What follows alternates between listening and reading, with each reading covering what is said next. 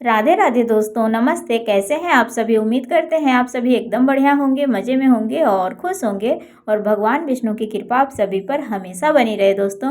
तो आज सुनाते हैं आप सभी को कर्म और भाग्य की कहानी। तो चलिए वीडियो में आगे बने रहिएगा और अगर हमारी वीडियो पसंद आए दोस्तों तो वीडियो को लाइक कर दीजिएगा आप सभी।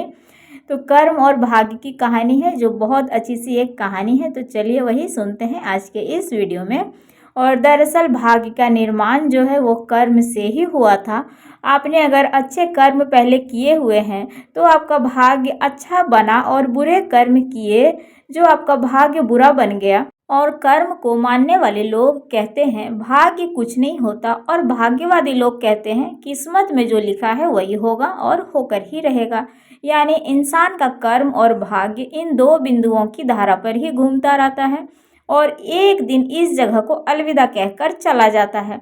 तो भाग्य और अच्छे कर्म को समझने के लिए हमारे पुराणों में एक कहानी है। एक बार देवर्षि नारद जी वैकुंठ धाम गए थे। वहाँ उन्होंने भगवान विष्णु का नमन किया। नारद जी ने श्री हरि से कहा, प्रभु पृथ्वी पर अब आपका प्रभाव कम हो रहा है। धर्म पर चलने वालों को कोई अच्छा फल नहीं मिल रहा है। जो पाप कर रहे हैं उनका भला हो रहा है। तब श्री हरि ने कहा, ऐसा नहीं है देवर्षि, जो भी हो रहा है सब नियति के जरिए ही हो रहा है। नारद बोले, मैं तो अभी देखकर ही आ रहा हूँ। पापियों को अच्छा फल मिल रहा है और भला करने वाले को, धर्म के रास्ते पर चलने वाले लोगों को बुरा फल मिल रहा है। तब श्री हरि ने कहा, कोई ऐसी घटना बताओ। नारद ने कहा, अभी मैं एक जंगल से आ रहा हूँ। वहाँ एक गाय दलदल में फंसी हुई थी। कोई उसे बचाने वाला नहीं था।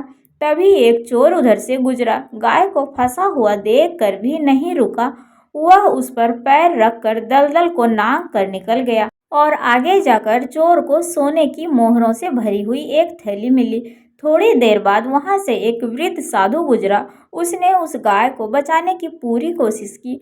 पूरा शरीर का जोर लगाकर उस गाय को बचा लिया। लेकिन मैंने देखा कि गाय को दलदल से निकालने के बाद वह साधु आगे जाकर एक गड्ढे में गिर गया।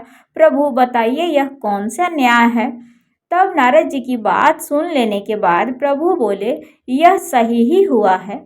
जो चोर गाय पर पैर रखकर भागा था उसकी किस्मत में तो एक खजाना लिखा था, लेकिन उसके इस पाप के कारण उसे कुछ केवल मोहरें ही मिली।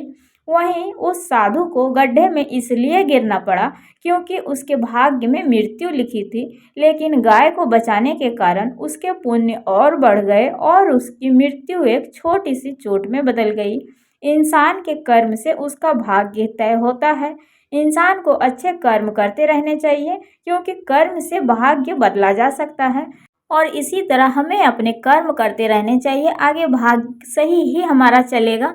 तो दोस्तों यही थी हमारी आज की कहानी जो कि एक बहुत ही प्रेरक भरी कहानी है। सो आप सभी को कैसी लगी और अगर अच्छी लगी हो तो वीडियो को लाइक आप सभी कर दीजिएगा। चैनल पर जो भी नए आते हैं सब्सक्राइब कमेंट शेयर ज़रूर कर दीजिएगा दोस्तों। और आपका एक लाइक हमें बहुत ही सहारा देता है, तो लाइक तो ज़रूर कर दीजिएगा दोस्तों। तो चलिए मिलते हैं आप सभी से फिर से एक अगले वीडियो में। तब तक के लिए बाय बाय, राधे राधे, जय श्री हरि विष्णु, हर हर महादेव।